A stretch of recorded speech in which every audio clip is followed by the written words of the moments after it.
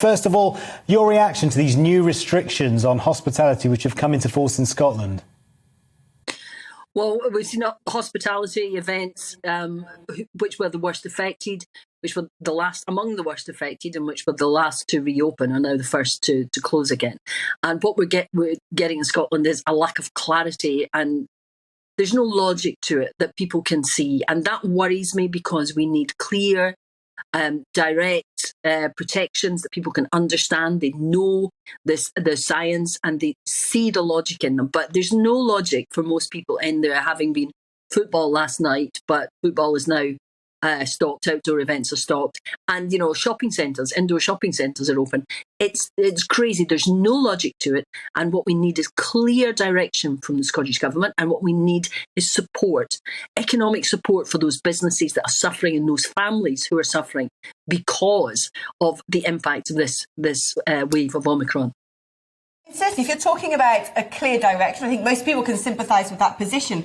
But that brings you to a point where you're going one way or the other. You're either saying we're going to be absolutely firm and say everything is shut and go back to the sort of first and second wave of COVID restrictions, or you say we've reached a new stage in the pandemic and everything's going to be open. That would be clearer. Which direction of travel do you think the government should be taking? I don't think it's as simple as that. I think we have to listen to the scientific evidence, and for people to to hear that evidence and to follow it. For example, masks, social distancing. How useful are they? Can we be in groups outside? Should we not be in groups outside? These are the things that people need to know, because in Scotland, we've had stricter restrictions for a while, and people have been very understanding. People have recognised that protections are for their protection. But at the moment, what we're seeing is people wanting direction, and the government changing its mind from day to day. It said it had no support. It said there'd be no support for businesses because it didn't have the money. And then suddenly it finds, £100 million down the back of the sofa. That is what is wrong in Scotland. There's a lack of clarity, a lack of direction, and there's a very good PR spin. Nicola Sturgeon, I'd be the very first to say she's been absolutely brilliant at, her PR conferences. She's given a sort of impression of being in charge. But what we're seeing now is that the policies, the logic, the clarity isn't actually there. And we're going to see staff shortages. And that's the thing we need to remember about this wave of Omicron.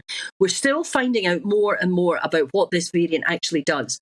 But what we're seeing is that the number of people affected by this astonishing transmissibility it's got, that it's beginning to create staff shortages in the NHS. It's creating staff shortages in other public services, and that is what we need to be aware of: the need to protect people and the need to halt it, to stop it causing absolute economic chaos, and meaning that the NHS, although there may be fewer percentage-wise, there may be a smaller percentage of people are affected, that there are not so many people affected that the NHS cannot cope because of its own staff shortages, on top of the immense pressure that the staff are already under.